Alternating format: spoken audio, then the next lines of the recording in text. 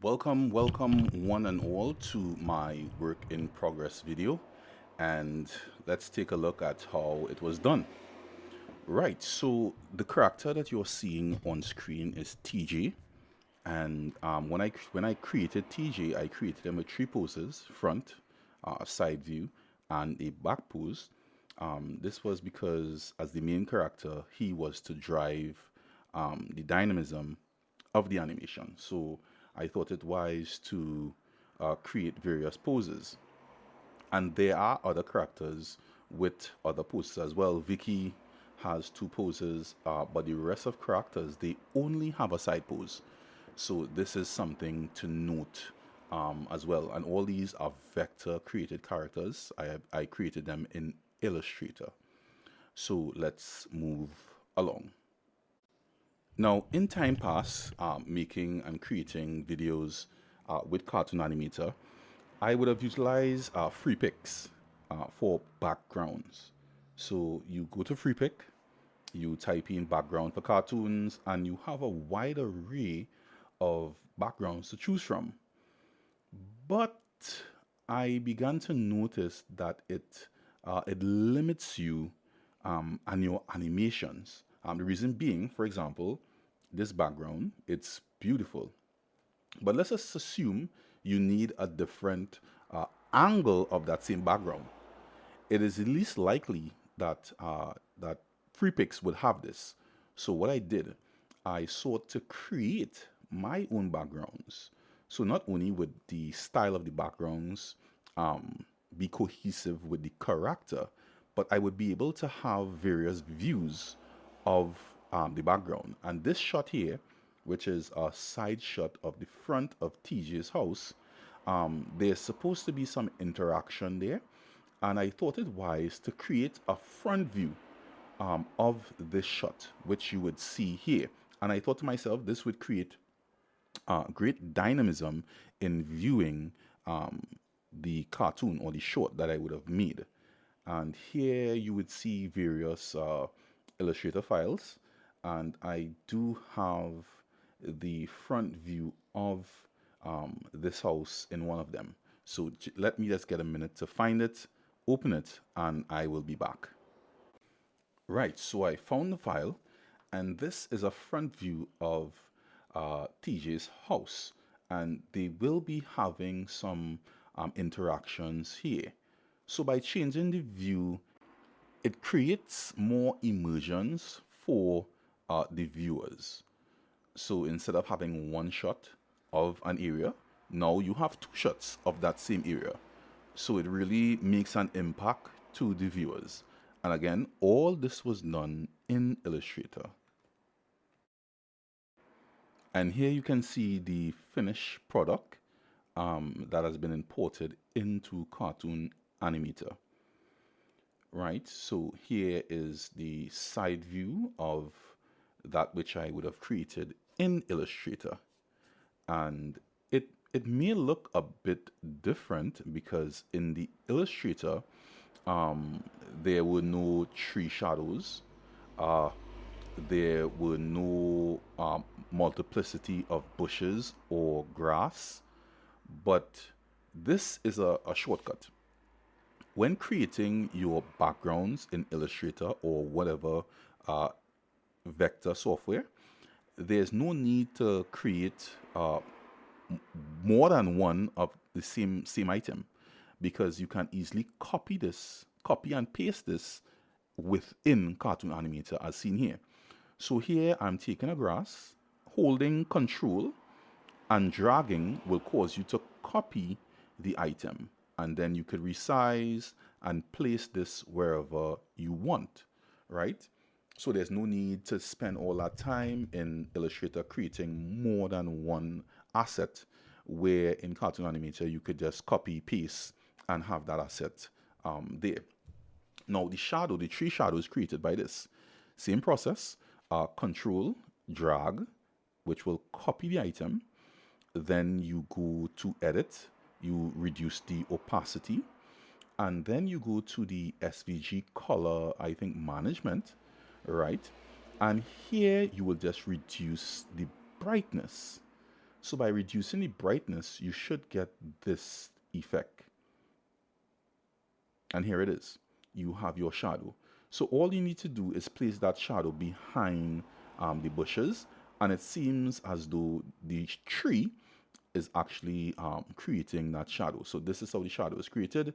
There was no need to create a shadow in Illustrator. All that could be done perfectly inside of Cartoon Animator. Now, I want to show you how all this was saved in Illustrator and then sent to Cartoon Animator. So we will be right back. So here we have a completed background in Illustrator. For you, it may be some other form of vector software. And what you need to do is to export out each individual line. So I have one folder for the mailbox. I will save this into a file as an SVG. So each of these items, I save them out as an SVG. So the mailbox, I would name it mailbox. I would send it to a file, and this file will be named probably side view house. So I know that all the files there makes up the side view of this house. And I repeat this process for each and every item. So once all your SVG files have been saved in a folder, now you open your Cartoon Animator software and start importing all of these files and build your scene.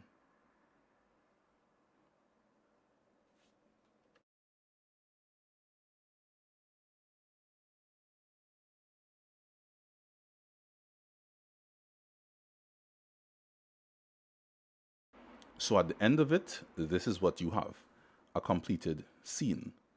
So now we move on to animating your characters inside of your scene. So the transform tab, the motion tab, and the face tab plays a crucial role in all that we are about to see. For they hold all the keys or sprites on the timeline that relates to the actions of the characters. So here we have TJ's friend walking to the home, greeting him. He's excited to see him. So he's actually walking. Now, one of the good things with CTA is that they have walk cycles within CTA. So I didn't have to really create a walk cycle. All I needed to do was drag and drop that famous phrase, drag and drop a walk cycle, and then my character is able to walk. So I did literally no work at all. Now, what I did do, if you realize, his hand was more when he was walking, was waving to his friend. I actually went in and edited that. So in that walk cycle, he doesn't wave, but I wanted that as a sort of greeting his friends. So I went in and I edited that. So here we are we are looking at TJ now, and there are some motions as he speaks to his friend. He calls him to come and sit, and all of these actions, excluding the walk cycle, as you saw there, excluding the walk cycle, was done manually.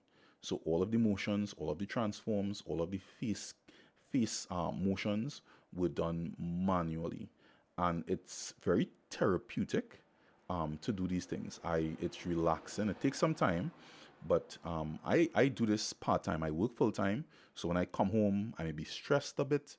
I'll jump on Cartoon Animator, and I would start to edit. I would start to key in these movements and so forth. But if it is you're not into all of that work, as you see on the screen, there are embedded motions. So here you see TJ's friend, he's sitting. That is a drag and drop. So you drag that motion, drop it on the character, and the character would actually do that motion. So there's that option as well as it relates to movements. So he just walked past this bush, and I forgot that I copied that earlier on to show you an example. So I just deleted it. And here he comes and sits next to his friend, and this ends this scene. Now, one of the things that we should take note of is how we can exploit the software. So in this scene, you see that TJ, he's actually sitting behind the porch, yet his hands, arms, and his shank and foot is in front of that slab of concrete porch. So let's just see how I did this. And these are some tricks that you can do in CTA to spruce up your animation, to make things look good. It's good to take risk. Now, if you look carefully on the scene, you will notice that I have a duplicate character. This Afro Boy 02, it's actually TJ. So why would I do that? Now, here's the good thing. One character is to the back of the slab, while the other is to the front. And the one to the front, as you're seeing here, I would have disabled various body parts. So his hips, his arms, his thigh, all of these were disabled, or they were hid, thus creating the illusion as though TJ is sitting and his feet are hanging over that slab or that porch. So lastly, I think we should look at scene 13, where TJ uses his skateboard, does a bit of a trick, and exits the scene. So I just want to show you how this was done and how I got that board to actually do that trick. So the first thing we would look at is the shadow. I just added that shadow for a bit of an oomph, an oomph factor. So there's that shadow. So I have a shadow layer, and that shadow I would have edited it in relation to the skateboard and TJ. So frame by frame, that shadow would have been edited, the size expanded or contracted as the case may be. Now let's look at TJ's transform and motion points here. So I like to zoom in so we get a closer look at that. So here are the transform keys and motion keys for TJ's actions. So here TJ exits the home. He bends, as in preparing to launch off with his trick. He elevates, opens his arms, and then he lands, embraces for impact, and he's out of there. So this was the my thought in when I was keyframing. I wanted it to look realistic. I'm not a skateboarder. I did watch a few videos, and I think I got it at least 50% right. So the skateboarders out there, don't kill me. But I think this is what a skateboarder might have gone through if he were to do such a trick, right? And he lands that trick. Now let's look at the skateboard. We're gonna look at the skateboard for a minute.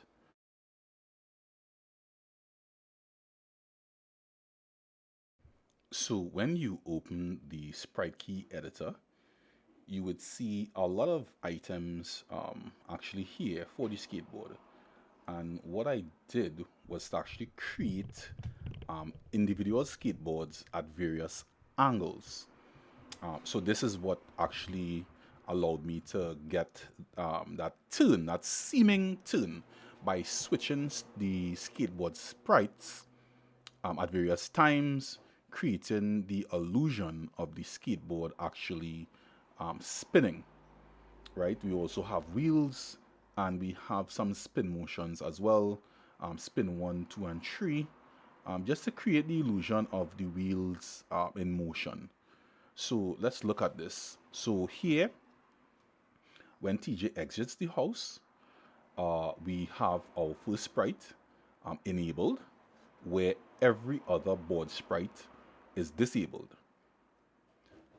And when he launches into the air, we switch the sprites to the side sprite, right? Creating the illusion that the board now is being turned. And throughout this trick, various sprites are engaged and disabled to create that illusion that the board is spinning. So here you are able to see various sprites, another sprite, and then back to the first sprite, which is the default board. So that was basically it, how I got this board to spin. So this brings us to the end of my video. I truly hope that it was insightful and in some way helped you to better appreciate the power and worth of Cartoon Animator. So with that, I'll see you again. Bye.